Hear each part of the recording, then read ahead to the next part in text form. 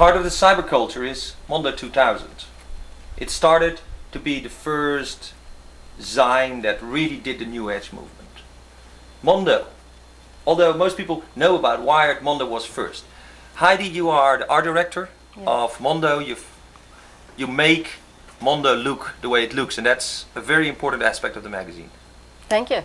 Yeah. Why is it so much form oriented? Well, Mondo is basically an arts and technology magazine. That's where design is integrated directly with the information that's being disseminated. It's art that you can't get just anywhere, and it's also information you can't get just anywhere. It's a very unique magazine. So it brings stuff that that you can't find, say, in Wired, or in Boing Boing. Wired's geared very much, to the here and now, to the immediate moment. I think Mondo's a little more timeless and classical. Information that you're going to want to read 6 years from now, whereas Wired sort of is a press release almost.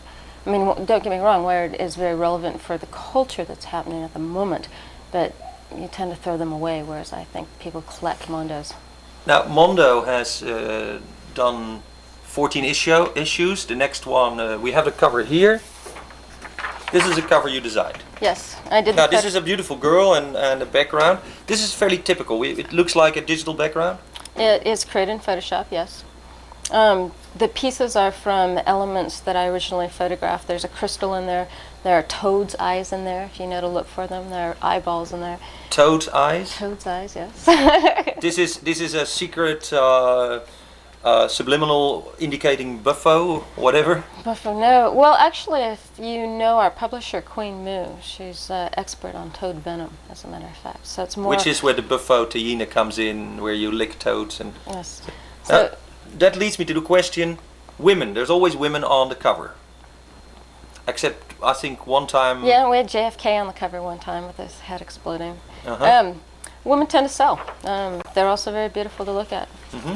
Well, some people say that Mondo is very much a women's magazine. It's geared towards the men's world, but it's very much form and artistic expression and fashion. So it looks like a men's magazine made by women. Which is probably true. However, I wouldn't think that it's just for men with female sensibilities. Stop this and turn off the fax. Hold on, let me respond.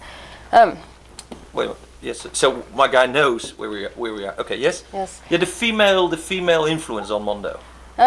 Hopefully that's true. I mean, if you look at how many magazines are geared towards boys and boys' toys, I mean, we need a female voice out there, particularly from a technical, cultural background field. Mm-hmm.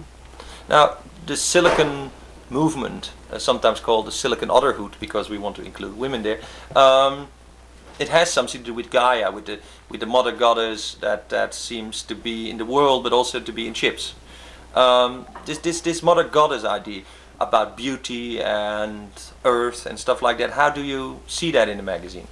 I think just the visuals of it are self-evident, actually. When you pick up a copy of Mondo, it's not just eye candy. Every article is laid out with content in mind. There are deep, underrooted infrastructures within the design as well as within the information. Now, this trend of making magazines where, say, the visuals were always combinations of real pictures and computer-generated stuff and using Photoshop and other programs. Mondo doesn't have any kind of criteria in that sense at all. You pick up any issue of Mondo and you'll find straight art, fine art, as is paintings or watercolors or sculpture. We photograph, things that have already been built. And I don't think that we cater in any way to any one element in the art world or in the visual world in general. I mean, we do Xerox artography if we think it's appropriate. Now, Mondo is now 5 years old? Yeah, it must something be like that. 6 years old. Yeah. Feels like 100. I actually know that the first issue came out in, it must have been 89. Of Mondo 2000, yes, and before that we were Reality Hackers, and Hackers before that High Frontiers, yes. The people that were then involved with those magazines, and we mentioned Are You Serious, and we mentioned John Barlow. John Barlow was not necessarily involved in the magazine, although I think he was a big fan. Well, Barlow and I were the people that actually put up some of the money to make the first issue of Mondo, so we were involved. I was before my time, sorry. Yeah. But in those days, there were a number of new age people that wrote in the first magazines, that were like Leary. They're still around, except for Tim, who recently died.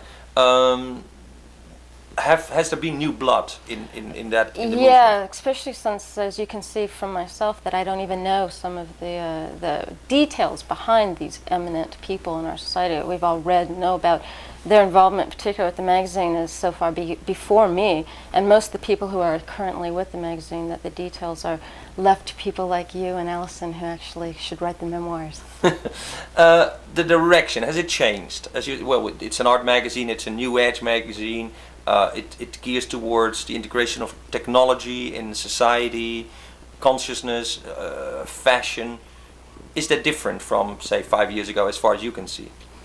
That's a really good question. I think every publication or every person individually has to grow with the times around them. So naturally there's going to be different elements of change within the magazine, within the publishing industry, within the computer industry, within the world at large, Gaia, as you say. In general, there's a consciousness, a global consciousness that's been developing over the last 5 years, and since raves in particular. So with Mondo specifically, what are we doing? Well, I think we stick to our guns on the fact that we aren't kissing up to corporate society. We're not selling out. We're still what we consider a true voice and a canvas for people who are doing cutting-edge work. Yeah, but the name Mondo 2000 has slowly, visually at least, become Mondo. And the 2000 is gone. The idea about this big change coming up now in a short 3.5 years. Well, I don't think that the 2000 was deliberately planned to disappear. It was probably more of an aesthetic judgment per cover, because it is on the current issue, as a matter of fact, has the 2000 right on the cover. Mm-hmm. So I think it's perhaps a subconscious destiny of the universe to gear us towards this change of millennia. Mm-hmm. But no, I don't know if I could say the 2000 has anything specific to Now, some people say that the days of the paper magazine are over. Mondo should be an e-zine or an internet zine. We have Hotwired, we have Z-Tribe. You have Spiff. There's the Spiff. There's tons of online happenings. The technology is extremely slow and painful, and we cater to the creme de la creme of look and feel. So going online in the early days wasn't where we were, because again, we're not for the moment. Online is here now, update every second. That's a wired movement. We're thoughtful, we're a little more cautious. We have an online demo site, basically showcasing our artwork using the technologies such as MPEG technology, using Sparkler, QuickTime VR, VRML. We have work that we've created using those technologies that we showcase on our demo site, and you can go see that at blue.org. Mm-hmm. Many of the people that worked with Mondo in the past years have moved on to most of these people have written for Wired. They started their own magazine. They went out in the world and did other things. How do you see the seminal role of Mondo there? I mean, and more practical, was it the spatial thing, the Mondo house? We are sitting here in the what some people call the Mondo house, up the hill in Berkeley, where many people came together, and I speak people all over the world, like Rupert Sheldrake, that have been here, Sasha Shulgin. Many people say, oh yes, but the Mondo house was in fact the place where we came together. Or was it more of a virtual, a more cyberspace auto-conspiracy that just happened? Well, there's something very real about Mondo and the personal contact, and I think the question you're asking should be geared towards the founders of the magazine more than myself, but definitely the contact that Alison has with these people, which hasn't been lost. And I do think people still come visit the house quite a bit. I don't know if you yourself have come around. It might be a change in the, holding of the banner, but there's definitely still a lot happening here.